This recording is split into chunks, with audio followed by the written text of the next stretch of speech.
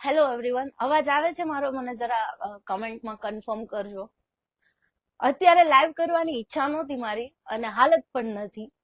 શારીરિક રીતે માનસિક રીતે અહીંયા એટલા થાકી ગયા છે ને કે હવે આમ કંઈક બોલવાની કે કહેવાની ઈચ્છા જ નહોતી થતી. પણ લાઈવ એટલા માટે કર્યું છે કે હમણાં મારું ધ્યાન સમાચાર ઉપર ગયું. સમાચાર મેં જોયા ને એટલે મારાથી રેવાયું નહીં. અત્યારે સમાચાર તમે જુઓ, ચારે કોર કોઈ પણ નેશનલ ગોદી મીડિયા ખોલો કે આપણું ગુજરાતનું ગોદી મીડિયા, હેડલાઇન શું આવે છે? 50 થી વધારે પોલીસ વાળાઓ ઘાયલ, વિદ્યાર્થીઓએ પોલીસ વાનને પહોંચાડ્યું નુકસાન, વિદ્યાર્થીઓએ ગાડીઓ તોડી, વિદ્યાર્થીઓએ ઉપદ્રવ કર્યો. અત્યારે તો નેશનલ ગોદી મીડિયામાં થોડું નવું આવ્યું છે કે પાકિસ્તાનનું કનેક્શન એ લોકો શોધી લાવ્યા છે આ પ્રોટેસ્ટની પાછળ. નહીં, સિરિયસલી, મતલબ પાકિસ્તાન સુધીનું પ્રોટેસ્ટ તમે શોધી લાવ્યા. હવે મારે ગોદી મીડિયાને કેવું છે, આટલા બધા તમે બધું શોધી લાવો છો ને, તો 2-4 હોમવર્ક હું આપું છું, એ પણ શોધી લાવો. કાલે એટલે કે 20 તારીખે અહીંયા જંતર મંતર ઉપર પ્રોટેસ્ટ સાઇટ ઉપર સવારમાં 5:30-6 ની વચ્ચે અર્લી મોર્નિંગ પથ્થર ભરેલી ગાડી કોઈ મૂકી ગયું. એ ગાડી એકલી તો નહીં આવી હોય ને, પથ્થર ભર્યા હતા. તમે સોશિયલ મીડિયા ઉપર વિઝ્યુઅલ પણ જોયા હશે. પથ્થરો ભર્યા હતા. એ ટ્રોલી શું એકલમ પોતાની રીતે ત્યાં ચાલીને આવી? કોણ મૂકી ગયું એ ગાડી? તમને એટલો બધો રિસર્ચ કરવાનો શોખ છે ને, તો જરા આ બી રિસર્ચ કરો ને. પાકિસ્તાનનું કનેક્શન શોધી લાવ્યા તો પ્રોટેસ્ટ સાઇટ ઉપર જે પથરા ભરેલી ગાડી હતી એ કોણ મૂકી ગયું એનું પણ તમે રિસર્ચ કરી જુઓ. શું વિદ્યાર્થીઓ પોતાના ઘરેથી પથ્થરો લાવ્યા હતા? બીજી વસ્તુ, આ આખું પ્રોટેસ્ટ પ્રી પ્લાન હતું. નક્કી જ હતું આ લોકોનું કે એની હાવ 20 તારીખે આપણે આ પ્રોટેસ્ટ કોઈ પણ રીતે બંધ કરાવી દેવાનું છે. આ બધાને અહીંયાથી ઘર ભેગા કરી દેવાના છે, ખદેડી મૂકવાના છે. આ બધું પ્રી પ્લાન હતું. સવારમાં પથ્થરો ભરેલી ટ્રોલી મળવી, 9 વાગે જયારે આ કાર્યક્રમ આખો શરૂ થવાનો હતો, આખા એરિયામાં જામર મૂકી દીધું. 5 થી 10 કિલોમીટરની રેન્જમાં ના તો કોલ જતો હતો, ના મેસેજ જતા હતા, ના નેટ ચાલતું હતું. અમે એકબીજાને કોન્ટેક્ટ સુદ્ધા નહોતા કરી શકતા.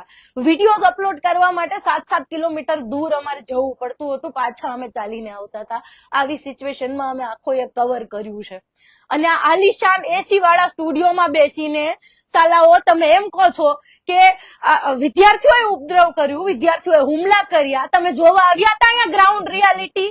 અહીંયા કેવી હાલત હતી, વિદ્યાર્થીઓને કેવી રીતે માર્યા છે તમને ખબર છે ખરી? લાઠી ઉપર, લાકડીઓ ઉપર ખીલાઓ કોણ ખોડે એ તો વિચાર કરો. અહીંયા જે લોકોએ જોયું છે ને એને ખબર છે.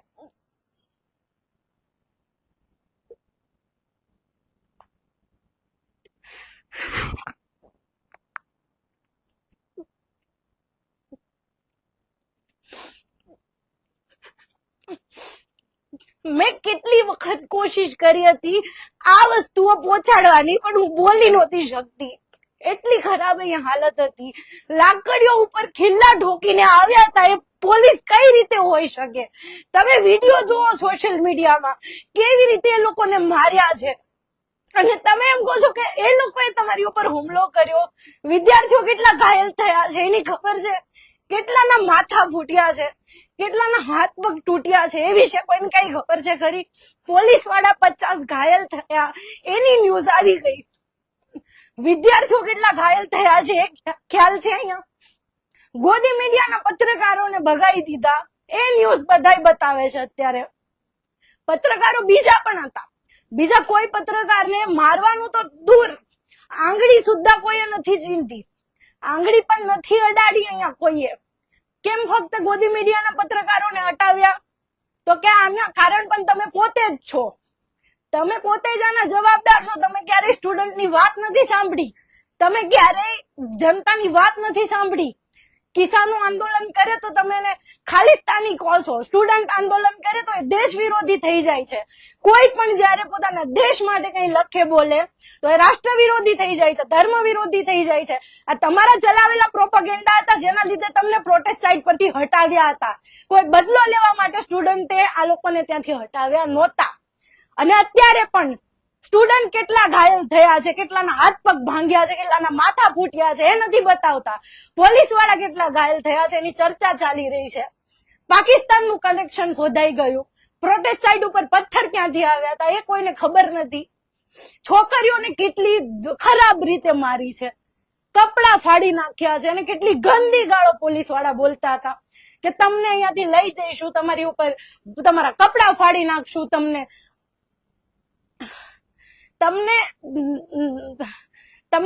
નગ્ન કરીને તમારા પછવાડે અમે દંડાઓ નાખશું. આવી ભાષાઓ છોકરીઓ માટે એ લોકોએ બોલેલી છે. તમે હતા અહીંયા, તમે જોયું છે.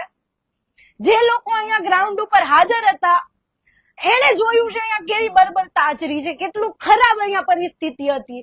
40-40, 50-50 મીટરના અંતરે પેલા ગ્રેનેડ છોડાતા હતા, ટીયર ગેસના ગોળા છૂટતા હતા. એવી સિચ્યુએશનમાં તમે ગ્રાઉન્ડ રિયાલિટી જોઈ હોય અને ખબર હોય, ફક્ત એસી વાળા મોટા આલિશાન સ્ટુડિયોમાં બેસીને તમે અત્યારે આખા સ્ટુડન્ટ ને બધાને વિલન ચિતરી દો છો. શરમ આવવી જોઈએ તમને. તમારા છોકરાઓ નથી ભણતા, તમારા છોકરાઓનું ભવિષ્ય દાવ પર નથી લાગેલું. આ હદની ચરણ ચાટુકારિકતા કરવાની ક્યાં સુધી તળિયા ચાટશો તમે? શરમ આવવી જોઈએ. તમે અહીંયા હોત ને કાલે તો તમને ખબર પડત કે શું હાલત હતી અહીંયા છોકરાઓની.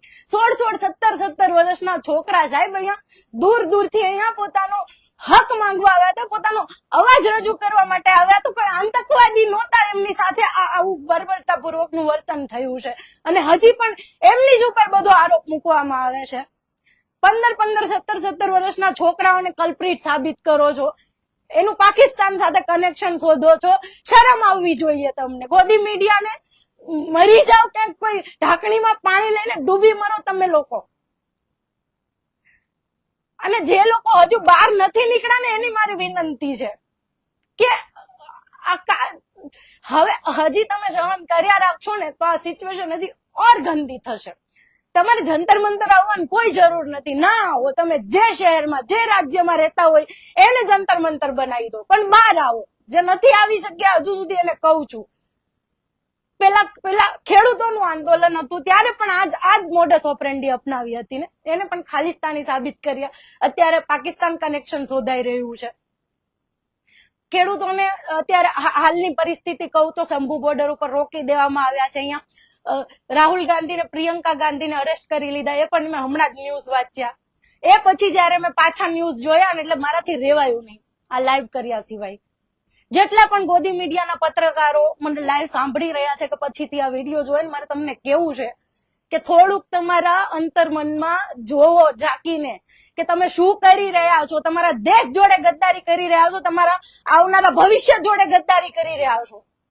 કાલે તમે અહીંયા નહોતા એટલે તમને ખબર નથી. તમારા પોતાના છોકરા છોકરીઓ સાથે કોઈ આવું વર્તન કરત ને તો તમને ખબર પડત કેવું લાગે છે. જયારે પોતાના સંતાનો ઉપર લાકડીઓમાં ખિલ્લા ઠોકીને જયારે તમારા છોકરા છોકરીઓને કોઈ માર્યા હોત ને તો તમને ખબર પડત, પણ નહીં, તમને નહીં નડે.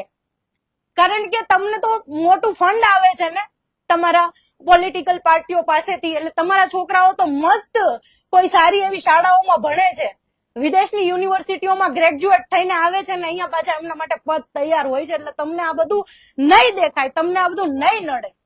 પણ જેને નડે છે ને એને મારે કેવું છે કે તમે કલ્પના ના કરી શકો એટલો ખરાબ કાલનો માહોલ હતો અને અહીંયા વિદ્યાર્થીઓ સાથે ખરાબ વર્તન થયું છે. તમારા સુધી હજુ બહુ ઓછું પહોંચ્યું છે, હું એમ કહીશ. તમે લોકો જે કહો છો ને કે અમે સોશિયલ મીડિયા ઉપર વિડીયો જોયા છે, હું કહીશ કે હજુ ઓછું પહોંચ્યું છે. હજી તમે અહીંયા આવો ને જંતર મંતર, ચપ્પલ એમનેમ પડ્યા છે, ઢગલો ના ઢગલો ચંપલ્સ પડ્યા છે, લોહી પડ્યું છે ત્યાં જંતર મંતરના રસ્તાઓ ઉપર. આટલી ખરાબ સિચ્યુએશન હતી અને એમ છતાં બી દેશદ્રોહી વિરોધ કરવા વાળા, દેશદ્રોહી સવાલ પૂછવા વાળા અને તમે બધા સરકારના તળિયા ચાટવો. તમે એક જ હરિશ્ચંદ્રના દીકરા. મારી પાસે અત્યારે શબ્દ નથી કારણ કે ઇમોશન્સ મારી ઉપર થોડા હાવી થઈ ગયા છે. મારે ઘણું બધું કેવું છે, હું કહી શકું એમ નથી, પણ હું ચોક્કસ આની ઉપર ફરી વાર વાત કરીશ. પણ મારે એટલું કેવું છે કે થોડું પણ જમીર જીવતું હોય ને, તમારું આત્મા જીવતો હોય ને, તો મહેરબાની કરીને હવે દલાલી કરવાનું બંધ કરો.